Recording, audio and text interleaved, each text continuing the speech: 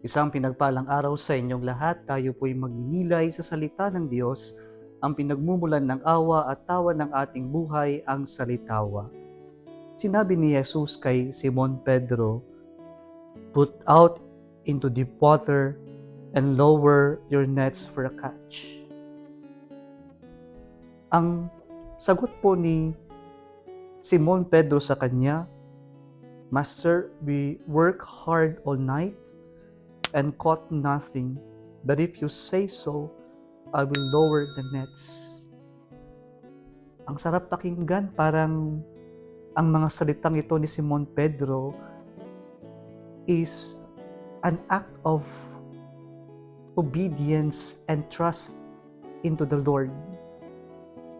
But we can smell an arrogance into the words of Simon. Para bang sinasabi niya kay Jesus, magdamag kaming nagtrabaho, wala kaming nahuli, walang isda. Kami ay mga expert na mangingisda. At sino ka ba para pagsabihan kami?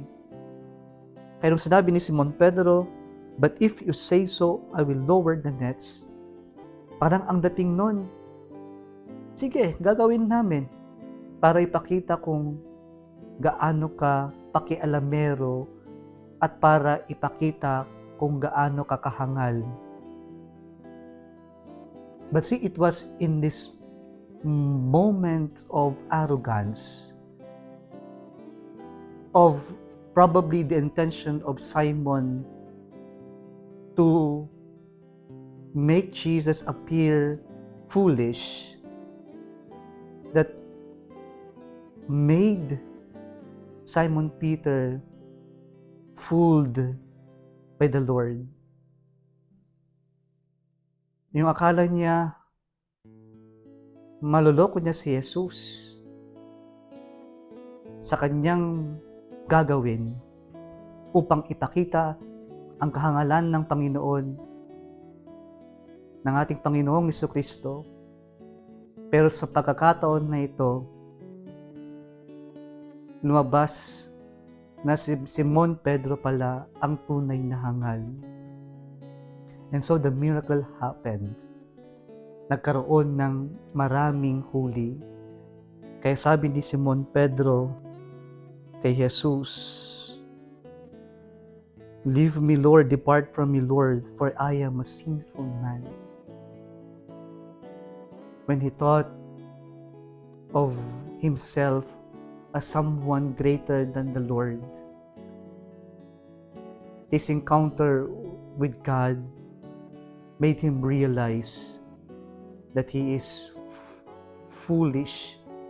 He is nothing in front of God.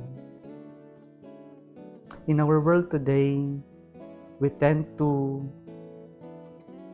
take pride of what we know, na mas magaling ako kaysa sa iyo kasi nakapag-aral ako, pinag-aralan ko yan, may karanasan ako. Minsan ang yabang-yabang natin at nagmamalaki tayo sa ibang tao.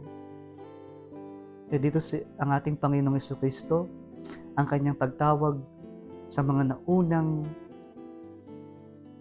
disipulo ay yung they lower their nets. And this lowering down of nets is a symbol of putting down their defenses, putting down their arrogance. And so, following the Lord takes a lot of humility so that we can put down our boastful self, our pride for the things that we are boastful of. Kaya sana po yung foolishness na naranasan ni Simon at yung foolishness na sinasabi ng ating unang pagbasa ngayon ay kahangalan para sa Diyos. At yung kahangalan na ito ay yung pahihintulutan natin ng ating sarili na magpasakop sa kapangyarihan at kagustuhan ng Diyos. If we want to follow Christ, we must be ready to lower our nets, our pride, so that our Lord can own us and conform us to be His disciples. Kung nagustuhan mo ang video na ito, huwag kalimutang mag-like, i-share at mag-subscribe sa Salitawa Facebook page and YouTube channel.